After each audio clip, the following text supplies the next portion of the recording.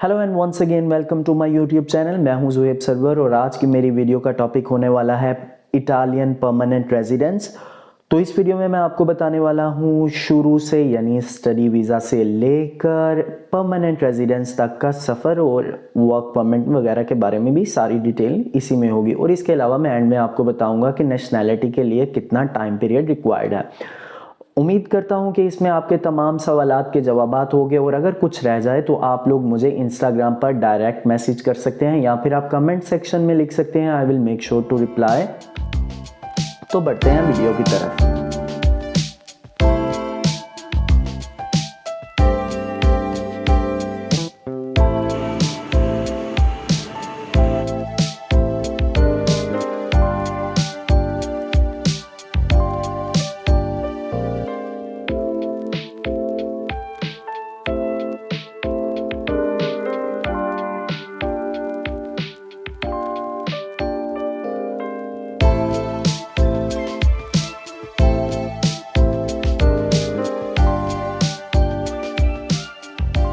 तो अगर आपने मेरी इससे पहले वाली वीडियोस देखी हैं तो उसमें आपको ये तो पता चल ही चुका होगा कि इटली में आपका जो स्टडी वीज़ा मिलता है वो 1 साल का होता है और आपको आते ही स्टडी वीज़ा से अपना टेम्परेरी रेजिडेंस कार्ड हासिल करना होता है।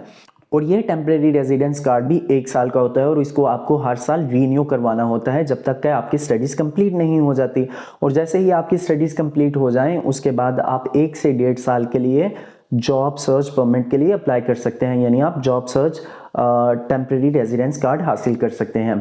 और उसके दौरान जब आपको जॉब मिल जाए तो आप वर्क कॉन्ट्रैक्ट लगाकर अपनी ये जो जॉब सर्च परमिट है इसको वर्क परमिट में कन्वर्ट करवा सकते हैं। चलिए इसको एक मिसाल से समझते हैं कि आप यहाँ पर बैचलर करने के लिए आए और आपने 3 साल का बैचलर किया और आप 3 साल जो है वो स्टूडेंट परमिट पर गुजारते हैं। उसके बाद आप लोग जॉब सर्च के लिए अप्लाई करते हैं जिसे परमेसो दी सोजोर्नो पर चेरको लवोरो या फिर डिसोकोपातो भी बोलते हैं। तो आपको वो 1 से 1.5 साल की मिलेगी और जैसे ही आपको जॉब का कॉन्ट्रैक्ट मिल जाए और आप उसके दौरान जॉब ढूंढ लें तो आप जो है वो उसको वर्क परमिट पर कन्वर्ट कर सकते हैं जो कि आपको 2 से 3 साल के लिए मिलता है। और हाँ, यहाँ पर एक सवाल आता है कि क्या आप डायरेक्टली बैचलर के फ़ौरन बाद ही अगर आपको जॉब मिल गई है लकीली तो क्या आप उसके फ़ौरन बाद ही स्टूडेंट से भी कन्वर्ट करवा सकते हैं वर्क परमिट में? तो ऑब्वियसली आप करवा सकते हैं और ये आपके लिए बेहतर ही होगा क्योंकि वो ज़्यादा देर के लिए मिलने वाली है। फिर यहाँ पर एक और सवाल पैदा होता है कि क्या आपने जो चीज़ स्टडी की है, फॉर एग्जाम्पल अगर आपने आर्किटेक्चर में स्टडी की है तो क्या आपको आर्किटेक्चर रिलेटेड ही जॉब होनी चाहिए? नो, ऐसा बिल्कुल नहीं है। यहाँ पर इटली में दरअसल बात कुछ इस तरह है कि ज़रूरी ये है कि आपके पास फुल टाइम जॉब का कॉन्ट्रैक्ट हो और चाहे वो किसी भी फील्ड का हो, आपकी स्टडी कंप्लीट हुई हो तो आप जो है उसको कन्वर्ट करवा सकते हैं। उसके अलावा अक्सर लोग सवाल करते हैं कि क्या हम ड्यूरिंग द स्टडीज़ हम इसको वर्क में कन्वर्ट करवा सकते हैं? तो इसका भी एक लूप होल समझ लें मौजूद है क्योंकि इटली में विद द टाइम पीरियड अक्सर यहाँ पर जो है वो मुख्तलिफ़ किस्म की इमिग्रेशन ओपन होती हैं।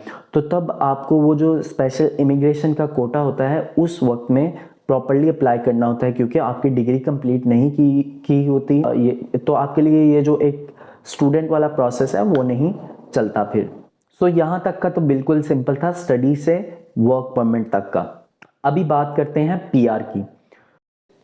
अभी बात करिए इटालियन परमानेंट रेजिडेंस की। तो इटालियन परमानेंट रेजिडेंस हासिल करने के लिए आपको यहाँ पर कम से कम 5 साल मुकम्मल हो चुके होने चाहिए जो कि आप मसलसल इटली में ही रहे हों। पर यहाँ पे आपको ये बात समझने की ज़रूरत है कि ये 5 साल कौन से काउंट किए जाएंगे और क्या आप डायरेक्टली ये जो आपके पास स्टडी वाली सोजोर्नो है उससे क्या आप डायरेक्टली परमानेंट रेजिडेंस हासिल कर सकते हैं? तो इसका जवाब है बिल्कुल नहीं। आपके पास उससे पहले वर्क वाली होनी ज़रूरी है और ना सिर्फ वर्क वाली रेजिडेंस होनी, उसके अलावा आपके कम से कम एक सर्टन अमाउंट ऑफ टैक्स और एक सर्टन पीरियड का टैक्स पे होना चाहिए। अभी अगर इस चीज़ पे बात की जाए कि ये जो सर्टन अमाउंट और सर्टन पीरियड ऑफ टैक्स है ये कितना होना चाहिए, क्या होना चाहिए, एट्सेट्रा एट्सेट्रा, तो ये बहुत ही डेप्थ है और ये हर रीजन का, इटली के तकरीबन हर रीजन का अपना अलग अलग है। फॉर एग्जांपल अगर मैं बात करूं उस रीजन की जिस रीजन में मिलान है यानी लोम्बार्डिया रीजन की, तो उस रीजन में इसके लिए आपको पिछले 3 साल का टैक्स चाहिए। यानी 5 साल आप इटली में रहे हों और उसके अलावा 3 साल का टैक्स और जॉब और एट्सेट्रा बाकी रिक्वायरमेंट।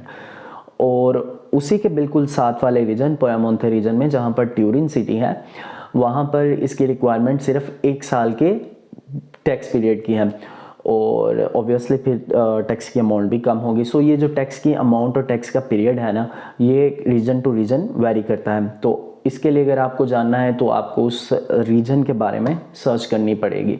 तो ऑब्वियसली बात है, जैसे कि मैंने आपको बताया कि जब टैक्स और वर्क की बात हो रही है तो आप स्टडी परमिट से डायरेक्ट परमानेंट रेजिडेंस नहीं हासिल कर सकते। यानी अगर आपने यहाँ पर 3 साल का बैचलर किया और उसके बाद फिर आप मज़ीद रुक कर 2 साल मास्टर भी यहाँ पर करते हैं तो कुल मिलाकर आपको यहाँ पर हो चुके हैं 5 साल।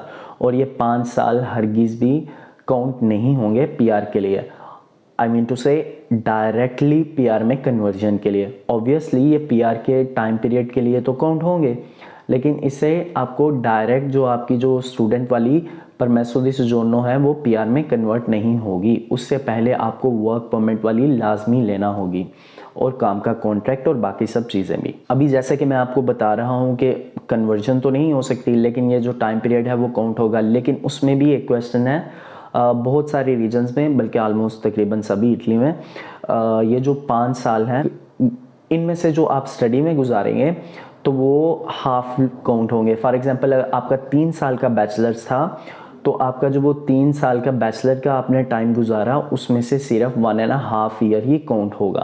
और ये चंद चीज़ें थी जो मुझे लगता था कि आप लोगों को पता होनी चाहिए पीआर और वर्क परमिट और इन सब चीज़ों के बारे में। और तो अभी अगर सरसरी सी बात करें नेशनैलिटी के बारे में, तो नेशनैलिटी के लिए यहाँ पर आपको कम से कम 10 साल मुसलसल रहना होता है। और नेशनैलिटी और पीआर के लिए जो भी आप टाइम यहाँ पर गुजार रहे हैं, यानी जितने भी साल की उनकी रिक्वायरमेंट है, उन सालों में आपने कभी भी कंसिस्टेंटली 6 माह से ज़्यादा इटली से बाहर नहीं रहना। और उस चीज़ की वो वेरिफिकेशन कैसे करेंगे कि आप 6 माह से ज़्यादा बाहर रहे हैं या नहीं रहे, उसके लिए वो आपके पासपोर्ट पर देखेंगे, यानी आपके पासपोर्ट के पेजेस पर एंट्री और एग्ज़िट की स्टैंप्स लगी होती हैं।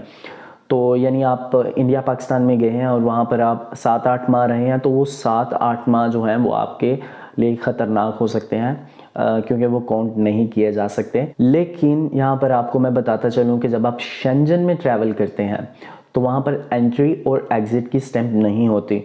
तो ये थी चंद चीज़ें जो मुझे लगा कि आप लोगों को बतानी चाहिए और आई होप सो ये वीडियो आपके लिए इन्फॉर्मेटिव रहा होगा।